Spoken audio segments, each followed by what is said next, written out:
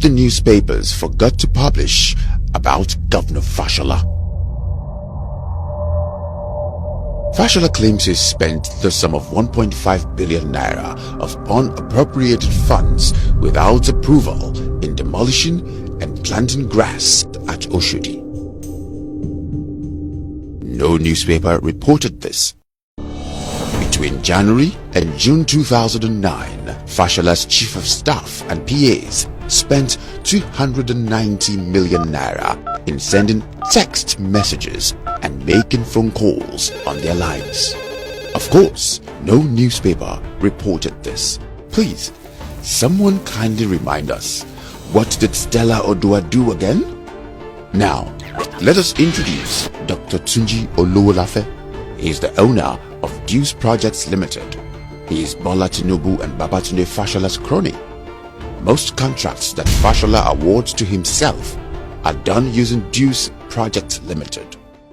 For instance, between January and August 2009, 11 out of 19 contracts in the Lagos State Ministry of Health were awarded to this company. Out of 5.6 billion naira contracts in the Ministry of Health, Olowolafe alone collected 5.1 billion naira worth and was paid 70% upfront in cash. No newspaper or other news media reported this. For a state that earns averagely 360 billion naira annually from taxes, isn't it befuddling that its state-owned university, LASU, cannot boast of a hostel facility?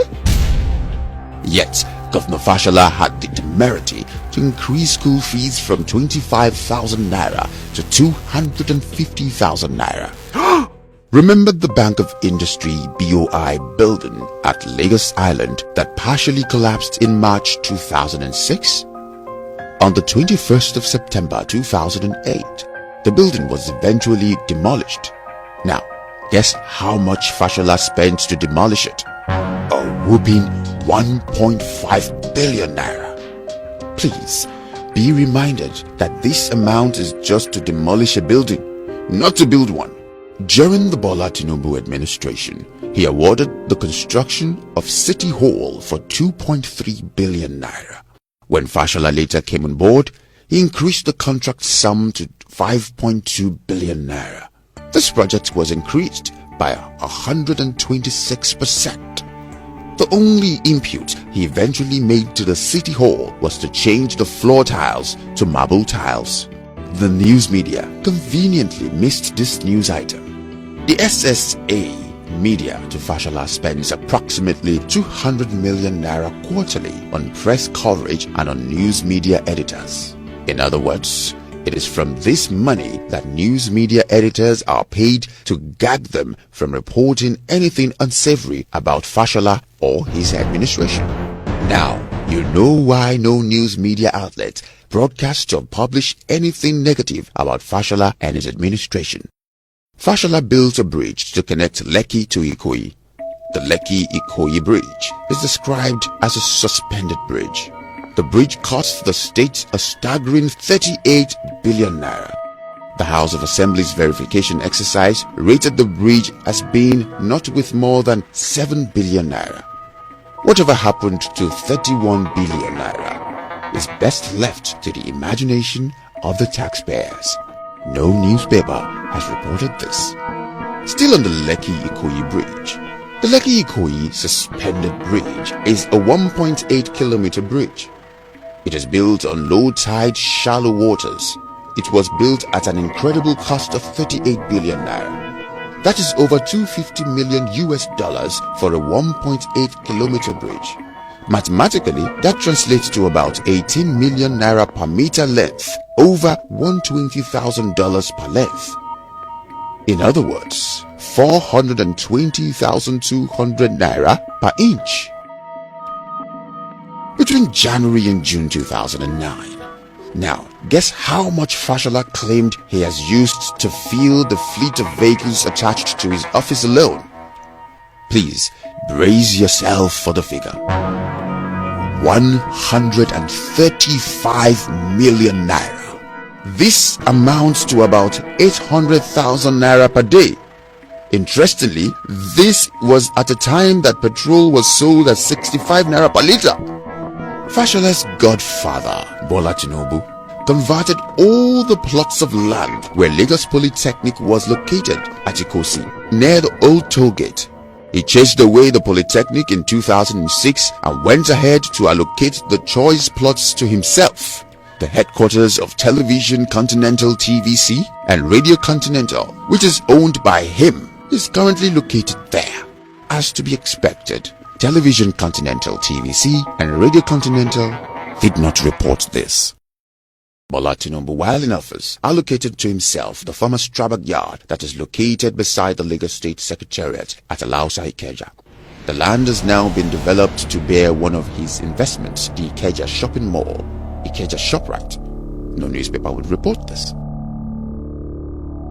Lagos State generates an internally generated revenue IGR of an average of 25 billion naira to 30 billion naira monthly.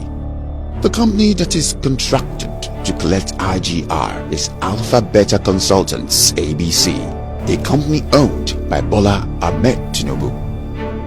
The company collects 10% commission of taxes collected in Lagos. This amounts to between 2.5 billion naira to 3 billion naira monthly.